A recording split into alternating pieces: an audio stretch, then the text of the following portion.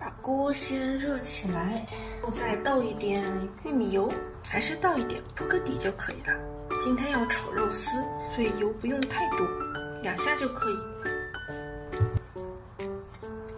还是把锅端起来，稍稍润一下，让油整个铺个底，有点温度，可以先把火打大。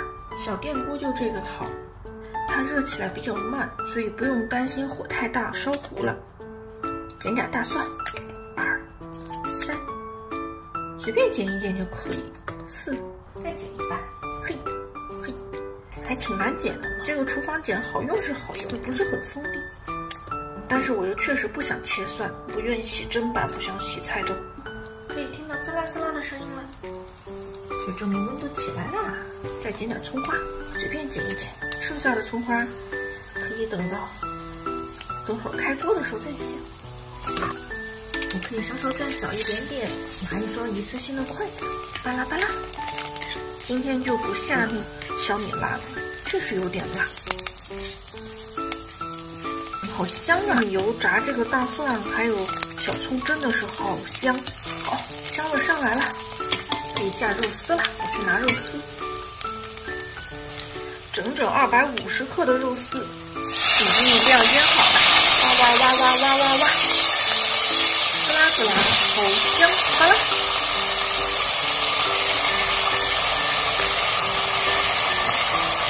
都倒进去。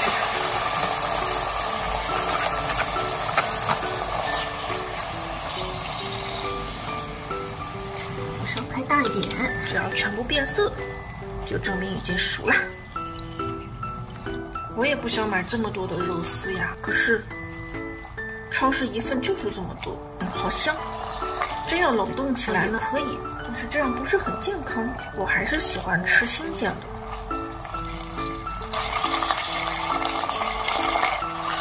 这种小锅呀，水不沾涂层的，所以最好用硅胶铲。但是我的硅胶铲子太大了，所以只能用筷子来扒。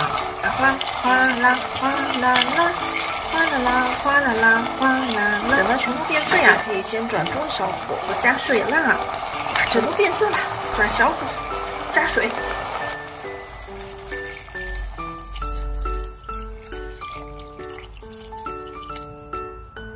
盖上盖子之后，转成中火，先焖着。肉丝真的好多。真的好香，虽然肉丝没有裹淀粉，可能有点老，但是闻起来味道是真不错。煮着等到水开就可以下年糕了。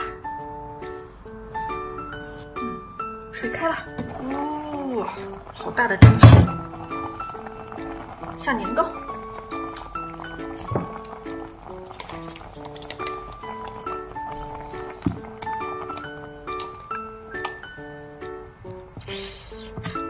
好烫，被烫到了，没事。这个时候最好转中小火，慢慢的煮一煮。糕比较硬，需要煮的时间长一点。站在一起的年糕最好把它扒拉开，底下也焯一焯。年糕比较重，又是淀粉做的，所以还是挺容易糊底的。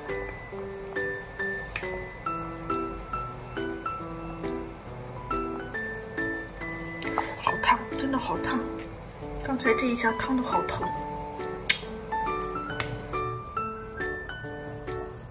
尝一尝熟了没有？我感觉还差点火候，还不行，还得再煮，味道有点淡。转小火，再尝尝熟了没有。反正自己吃就无所谓了，不熟可以再丢回去继续煮。差不多了，可以开始下青菜了。下完了青菜就是最后的调味儿。这次我学聪明了，提前把小白菜剪成段。好嘞，焖着吧。还是把它扒拉扒。又是满满的一大锅。不过今天的主食倒确实不多，主要就是肉丝太多了。一个人吃饭真的是没办法，可是我又不想2顿吃同样的东西。青菜还得再焖一会儿，烫的那下真的好疼啊！再煮开就可以了。开了，转小火，最后调个味儿。看上去真不错，闻起来也不错。我想想，再再几秒小葱，吧唧吧唧吧唧吧唧吧唧。其实我这个时候已经关火了，是可以用锅子的余温把这个葱烫一烫，葱花真的很香。看一看，再加点黑胡椒，胡椒这种东西最好是出锅前再加，不然的话感觉香味容易被热量给驱散。我先尝尝吧。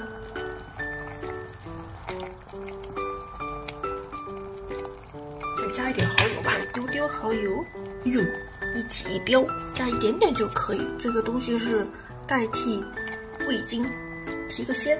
其实咸味差不多已经够了，不过按照我的习惯，最后会再稍稍加一点点盐，一丢丢就可以，差点加多了，就这样。